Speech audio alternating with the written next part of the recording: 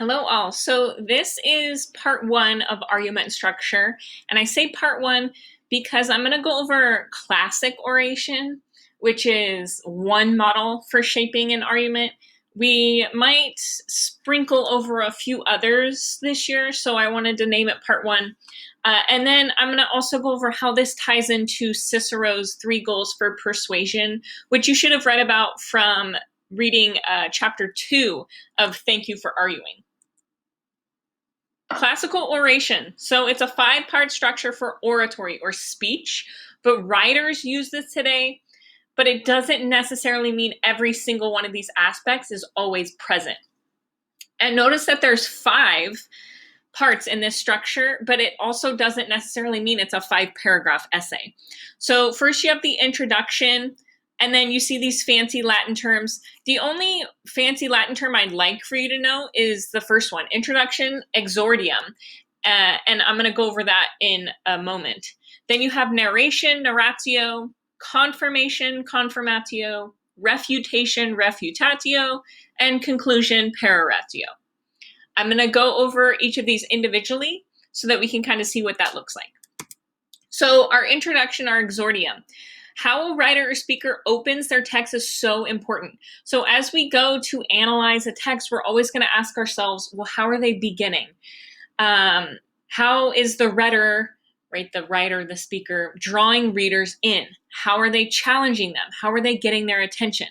And exordium in Latin actually means beginning a web, right? So your introduction, you are going to catch your readers and draw them into your argument.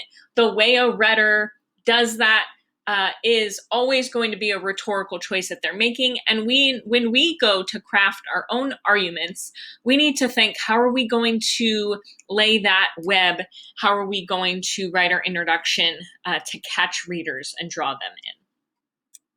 Second, we have narration or narratio. It's also called exposition.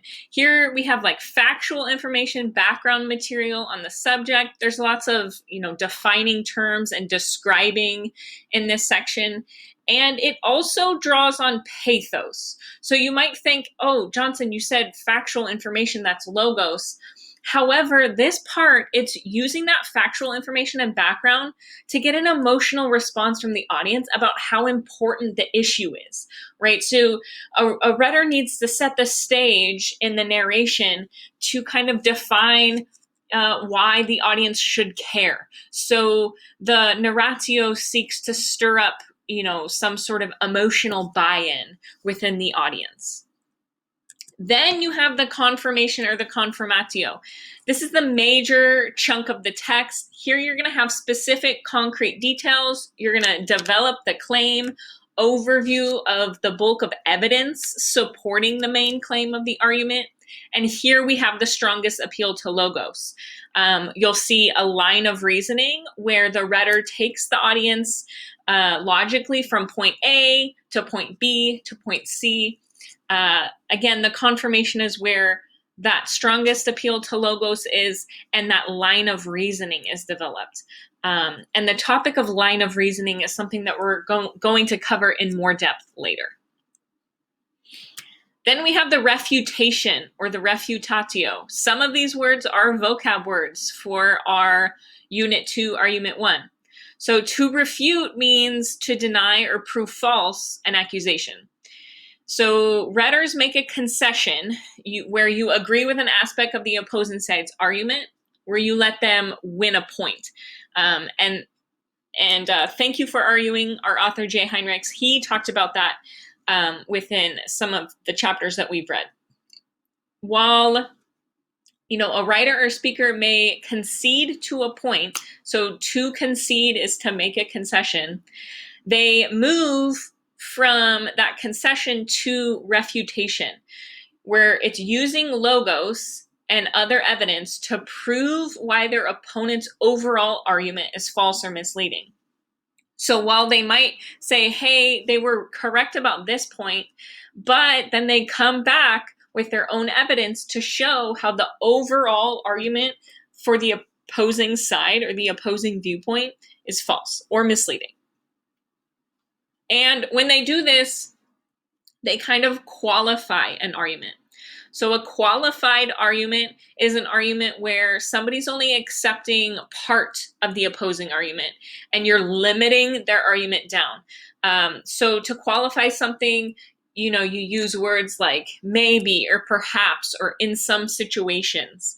So you're limiting their argument, you're qualifying it, where you're saying, well, they might be true, but only under these conditions or circumstances. And then finally, we have the conclusion or the peroratio. So this brings the essay to a satisfying close. It can be more than one paragraph, and it appeals to pathos, but it reminds the audience of previously established ethos. So at the beginning, Rudders established their ethos, their credibility, their morality with the audience. But the conclusion doesn't just kind of summarize what the rhetor already said, right? It needs to answer the question, so what? And typically, the best kind of conclusions broaden the context.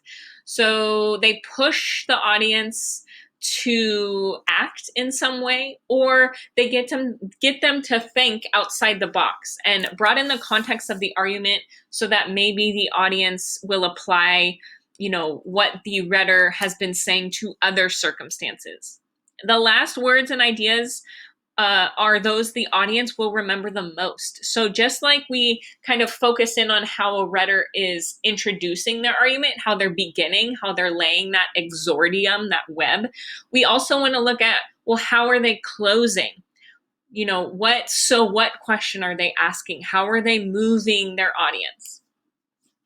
And this all kind of ties into chapter 2 from Thank You for Arguing, where you read about Cicero's 3 goals for persuasion. And this is kind of how I see it. So Cicero's 3 goals for persuasion: 1, stimulate your audience's emotion or change their mood. And I kind of see this in the introduction, the exordium. So you can also say the narration could go into mood. You could put narration in either. And then change its opinion, mind. Here, the rhetor is going to move from typically like pathos appeals, right? Changing their mood, to trying to change their mind with logic, with a solid line of reasoning, trying to get from point A of the argument to the end. We have narration. Again, you can put the narratio in under number 1, 2, because it does appeal to pathos as well. Confirmation, confirmatio, and the refutation, refutatio. So see how that's kind of like the bulk of the argument is going to be changing the audience's mind. And then get it to act. So mood, mind, and willingness to act. That's kind of where the conclusion or the peroratio comes in. Answering that so what question, trying to get the audience to go out and do something. So these 2 things in my mind kind of line up. If you can think about, especially, the laying your web in the exordium, and as you start to craft your own arguments, think about how you're going to change your audience's mood, their mind, and their willingness to act, and how you're going to connect the dots for them to do so.